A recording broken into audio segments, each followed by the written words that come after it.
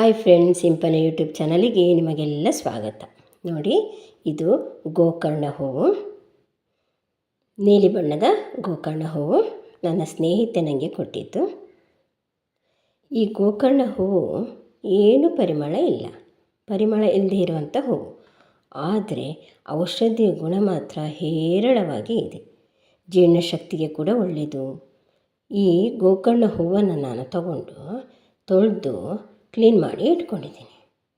ಇದನ್ನು ಆಹಾರದಲ್ಲಿ ಬಳಸಬೇಕು ಅಂತ ಹೇಳಿ ನಾನು ಗೋಕರ್ಣ ಹೂವಿನ ಎಸಳುಗಳನ್ನು ಬಳಸಿ ಹಲ್ವ ಮಾಡ್ತಾಯಿದ್ದೀನಿ. ಅದಕ್ಕೋಸ್ಕರ ನೋಡಿ, ನಾನು ಗೋಕರ್ಣ ಹೂವನ್ನು ತೊಳೆದು ರೆಡಿ ಮಾಡಿ ಇಟ್ಕೊಂಡಿದ್ನಲ್ಲ, ಬಿಡಿಸಿ ರೆಡಿ ಮಾಡಿ ಇಟ್ಕೊಂಡಿದ್ದೆ. ದಂಟೆಲ್ಲ ಬಿಡಿಸಬೇಕು. ಅದನ್ನು ಮಿಕ್ಸಿ ಜಾರಿಗೆ ಹಾಕಿ ನೀರು ಹಾಕಿ ರಸವನ್ನು ತೆಗೆದುಕೊಳ್ಳುವಂಥದ್ದು. ರಸ ತೆಗೆಯೋದಂದರೆ ಹಿಂಡೋದೆಲ್ಲ ಏನು ಬೇಡ, ತನ್ನಿಂತಾನಾಗೆ ಅದು ನುಣ್ಣಗೆ ರುಬ್ಬತ್ತೆ.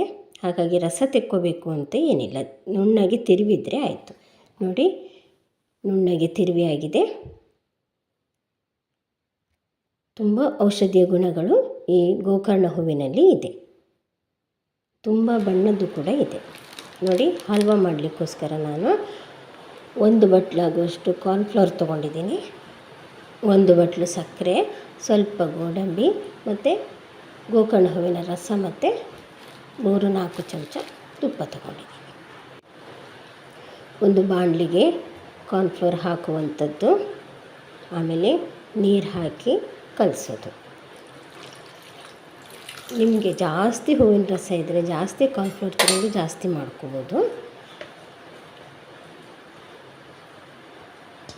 ಗಂಟಾಗದ ಹಾಗೆ ಹಿಟ್ಟನ್ನು ಕಲಿಸುವಂಥದ್ದು. ಹಿಟ್ಟಂದರೆ ಕಾರ್ನ್ಫ್ಲವರನ್ನು ಕಲಿಸುವಂಥದ್ದು. ನೋಡಿ, ಈಗ ಇದಕ್ಕೆ ರಸವನ್ನು ಮಿಕ್ಸ್ ಮಾಡೋದು. ಯಾವ ಹೂ ಬಣ್ಣದ ಹೂ ತೊಗೋತೀರಿ ಅದನ್ನು ಹಾಕಿದರೆ ಆಯಿತು. ಮತ್ತು ಸಕ್ಕರೆ ಬೆರೆಸೋದು. ಸಣ್ಣ ಉರಿಯಲ್ಲಿ ಗೊಟಾಯಿಸ್ತಾ ಇರಬೇಕು,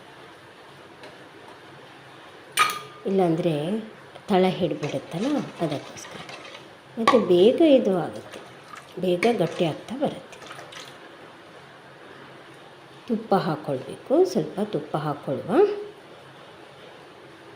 ನಿಮಗೆ ಜಾಸ್ತಿ ತುಪ್ಪ ಬೇಕಿದ್ದರೂ ಹಾಕ್ಕೋಬೋದು. ನಾನಿಲ್ಲೊಂದು 2 ಚಮಚ ತುಪ್ಪ 2-3 ಚಮಚ ತುಪ್ಪ ಹಾಕ್ತಾಯಿದ್ದೀನಿ.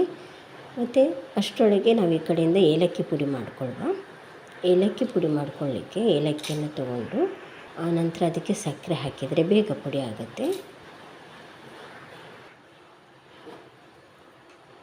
ಏಲಕ್ಕಿ ಪುಡಿ ಮಿಕ್ಸ್ ಮಾಡಿಕೊಳ್ಳುವ ಪರಿಮಳಕ್ಕೋಸ್ಕರ.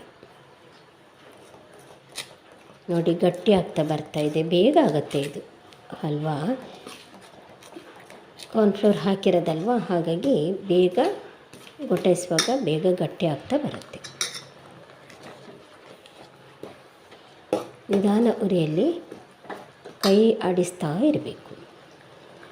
ಗೋಡಂಬಿಯನ್ನು ಹಾಕಿಕೊಳ್ಳುವ. ಪ್ಲೇಟಿಗೆ ತುಪ್ಪ ಸವರಿ ಇಟ್ಕೊಂಡಿದ್ದೀನಿ. ಆಗಿದೆ ಇದು. ಇದನ್ನೆಲ್ಲ ಪ್ಲೇಟಿಗೆ ಹಾಕಿಕೊಳ್ಳುವ. ಇದು ನೈಸರ್ಗಿಕವಾಗಿ ಬೆಳೆದಿರುವಂಥ ಹೂವು. ಬಣ್ಣ ಯಾವುದಾದ್ರೇನು ಅದರಲ್ಲಿರುವಂಥ ಅಂಶ ಇದೆಯಲ್ಲ, ಅದರ ಇರುವಂಥ ಉಪಯೋಗ ಇದೆಯಲ್ಲ, ನಾವು ಅದನ್ನು ನೋಡ್ಕೊಂಡು ಅದನ್ನು ಉಪಯೋಗಿಸಬೇಕು. ಬಣ್ಣದ ಮೇಲೆ ಮಹತ್ವವನ್ನು ಕೊಡದೆ ಅದರಲ್ಲಿರುವಂಥ ಔಷಧೀಯ ಗುಣದ ಮೇಲೆ, ಅದರ ಉಪಯೋಗದ ಮೇಲೆ ನಾವು ಜಾಸ್ತಿ ಮಹತ್ವವನ್ನು ಕೊಟ್ಟು ಉಪಯೋಗಿಸಬೇಕು. ಹಾಗೆ ಯಾವ ಹೂ ಬೇಕಿದ್ರೂ ತೊಗೋಬೋದು, ಯಾವ ಬಣ್ಣದ ಹೂ ಬೇಕಿದ್ರೂ ತೊಗೋಬೋದು. ನೋಡಿ, ಗೋಡಂಬಿ ಎಲ್ಲ ಇಟ್ಟಿದ್ದೀನಿ. ನಿಮಗೆ ಬೇಕಾದ ಆಕಾರದಲ್ಲಿ ಕಟ್ ಮಾಡಿಕೊಳ್ಳಿ. ಧನ್ಯವಾದಗಳು.